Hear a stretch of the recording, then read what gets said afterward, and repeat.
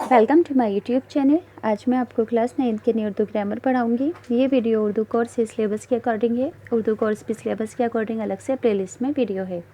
तो आप सभी बच्चे अगर उर्दू ग्रामर सीखना चाहते हैं तो प्लेलिस्ट से जाकर अपने कोर्स और सिलेबस के अकॉर्डिंग सीख सकते हैं। यहाँ पर मैं आपको ख़त लिखने का तरीका सिखाऊंगी और एग्जाम्पल के लिए अपने दोस्त के नाम में एक तक़ज़ियती ख़त लिखो जिसमें उनकी दादी मोहतरमा के इंतकाल पर मलाले इजहार किया गया हो। तो इस ख़त को लिखना सिखाने से पहले ख़त लिखने का तरीका सिखाऊंगी ताकि आपको पता चल जाए कि एग्ज़ाम में किसी भी ख़त को लिखने के लिए किन किन बातों का लिखना ज़रूरी है। यानी कि ख़त लिखने का मेथड समझा रही हूँ। पहले ख़तूत नवेसी यानी कि ख़त लिखने का तरीका।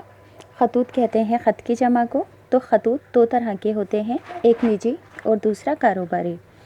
निजी ख़त किसी रिश्तेदार या दोस्त वगैरह को लिखे जाते हैं, जबकि कारोबारी ख़त principal, education officer, health officer, post master और एडिटर वगैरह को लिखे जाते हैं।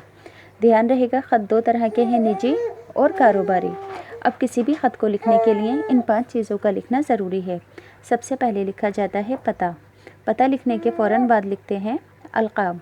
अलक़ाब के अंदर आपने जिस किसी भी शख्स को ख़त लिखा है आप उसे रेस्पेक्ट से किस नाम से पुकारते हैं वो लिखते हैं, जैसे कि मोहतरम भाईजान, मोहतरमा, प्यारे वालिद साहब, जनाब आलिया वग़ैरह। फिर आदाब, सलाम, दुआ वगैरह पेश की जाती है। फिर नफ्से मज़मून में जिस वजह से आपने ख़त लिखा है उस पूरी ही बात को खुलासे के साथ समझा कर लिखना होता है। फिर अपनी बात को पूरा करने के बाद लास्ट के अंदर होता है ख़त का ख़ात्मा। ख़ात्मे में क्या लिखा जाता है? आपकी फरमाबरदार शागिर्दा, आपकी फरमाबरदार बेटी, मुकर्रमी वग़ैरह वग़ैरह। तो अब आपको ध्यान रहेगा कि किसी भी ख़त को लिखने के लिए इन 5 चीज़ों का लिखना ज़रूरी है: पता, अलक़ाब, आदाब, नफ्से मज़मून और ख़ात्मा। तो यहाँ पर अपने दोस्त के नाम एक तक़ज़ियती ख़त लिखो जिसमें उनकी दादी मोहतरमा के इंतकाल पर मलाले इजहार किया गया हो। सबसे पहले लिखा जाएगा पता। पता लिखने के फ़ौरन बाद इम्तिहान हॉल लिखना मस्ट है। इम्तिहान हॉल लिखना मस्ट है, ध्यान रखना। फिर उसके बाद तारीख़ लिखेंगे। तारीख़ वैसे स्टार्टिंग और एंड कहीं में भी लिख सकते हैं, यहाँ पर जगह नहीं थी तो मैंने इसलिए नहीं लिखा। तारीख़ के अंदर जो मंथ होगा, मंथ को स्पेलिंग के साथ लिखोगे। फिर इसके बाद आएगा अलक़ाब। अलक़ाब का मतलब क्या है? जिस भी शख्स को ख़त लिखा है उसे आप प्यार से, रिस्पेक्ट से किस नाम से पुकारेंगे। तो यहाँ पर दोस्त को लिखा गया है तो यहाँ पर बोलेंगे साकिब, मेरे दोस्त। फिर आदाब के अंदर सलाम पेश किया जाता है। फिर उसके फ़ौरन बाद लिखा जाएगा नफ्से मज़मून। नफ्से मज़मून में जिस वजह से ख़त लिखा गया है उस पूरी ही बात को बयान किया जाता है रीज़न के साथ। तो यहाँ पर नफ्से मज़मून कुछ इस तरह से है: मुझे मालूम हुआ कि दादी जान मोहतरमा इस जहान फ़ानी से रहिलत फरमा गई हैं। इन्ना लिल्लाहि व इन्ना इलैहि राजिऊन।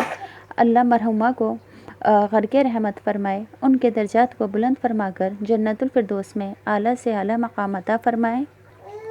फिर आगे लिखेंगे, इस इत्तिला ने न सिर्फ मुझको बल्कि सारे घर को किस दर्जे मलाल और अफसोस है यहाँ बयान नहीं किया जा सकता।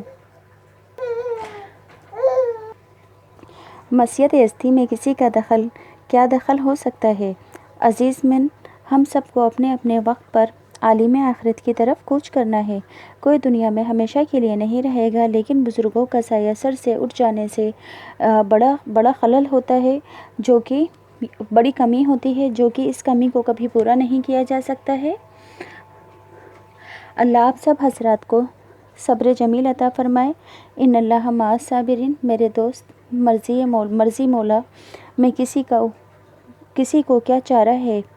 दादी अम्मा मुझसे बहुत प्यार करती थी, उनकी नसीहतों और प्यारी प्यारी बातों को कभी नहीं भूल सकता। हकीकत में वे नेक खातून थी। तमाम पड़ोसी और अजीज़ व अक़राब उनसे बेहद खुश थे, लेकिन अल्लाह अपनी अमानत को वक्त मुअय्यना तक ही किसी के पास छोड़ता है, यानी कि मुक़र्ररा वक्त तक ही किसी के पास छोड़ता है। मैं और घर वाले दुआ करते हैं कि अल्लाह ताला मरहुमा को अपनी आगोश रहमत में जगह दे और सभी पसमानदगान को खुश रखे। वक्त व सलाम, यानी कि अब ख़ात्मा लिखेंगे जिसमें लिखेंगे तुम्हारा अपना या तुम्हारे गम में शरीक, अपना नाम लिख देंगे। तो उम्मीद करती हूँ कि आपको यह ख़त अच्छे से लिखना समझ आ गया होगा। अगर आपको यह ख़त अच्छे से लिखना समझ आ गया है तो प्लीज़ चैनल को सब्सक्राइब करें और वीडियो को लाइक भी ज़रूर कर दें।